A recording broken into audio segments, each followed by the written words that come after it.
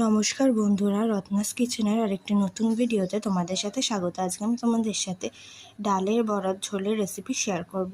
প্রথমে ডালের বড়া, পেঁয়াজ, কাঁচা লঙ্কা, হলুদ গুঁড়ো, লঙ্কা গুঁড়ো আর কিছুটা পরিমাণ লবণ দিয়ে ভালো করে মেখে নিলাম।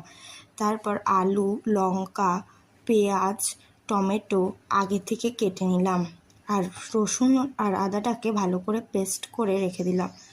তারপর একটা কড়াইতে পরিমাণ মতো তেল দিয়ে ডালের বড়াগুলোকে লাল লাল করে ভেজে নিলাম। তারপর ওই তেলে ফোড়নের জন্যে তেজপাতা আর পাঁচফোড়ন দিয়ে ভালো করে তেলটা গরম করে নিলাম। তেলটা গরম হয়ে গেলে ওর মধ্যে আগে থেকে কেটে রাখা পেঁয়াজগুলো দিয়ে দিলাম। পেঁয়াজগুলো হালকা লাল লাল করে ভাজা হয়ে গেলে আদা রসুনের পেস্টটা দিয়ে দিলাম। তারপর ভালো করে নাড়িয়ে ওর মধ্যে পরিমাণ মতো হলুদ গুঁড়ো, লঙ্কা গুঁড়ো, কিছুটা পরিমাণ জিরে গুঁড়ো আর অল্প জল দিয়ে আবার ভালো করে মশলাটা কষিয়ে নিলাম। তারপর এর মধ্যে পরিমাণ মতো নুন দিয়ে দিলাম। তারপর আগে থেকে কেটে রাখা আলুগুলো দিয়ে দিলাম। আলুগুলো দিয়ে ভালো করে নাড়িয়ে নিলাম। তারপর আগে থেকে কেটে রাখা টমেটোগুলোও দিয়ে দিলাম। টমেটোগুলো দিয়ে ভালো করে নাড়িয়ে আবার কিছুক্ষণ কষিয়ে পরিমাণ মতো জল দিয়ে দিলাম। তারপর এটা ঢাকা দিয়ে রাখলাম।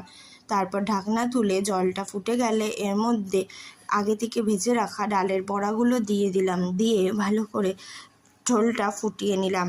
তারপর ওপর থেকে ধনেপাতা ছড়িয়ে দিলেই আমাদের ডালের বড়ার ঝোল একদম তৈরি। আজকের মতো টাটা। ভিডিওটা ভালো লাগলে লাইক, কমেন্ট, শেয়ার এবং সাবস্ক্রাইব করে দেবেন চ্যানেলটাকে। আর আপনারাও ডালের বড়ার ঝোল বাড়িতে বানিয়ে খেয়ে জানাবেন কমেন্ট বক্সে যে কেমন লাগলো।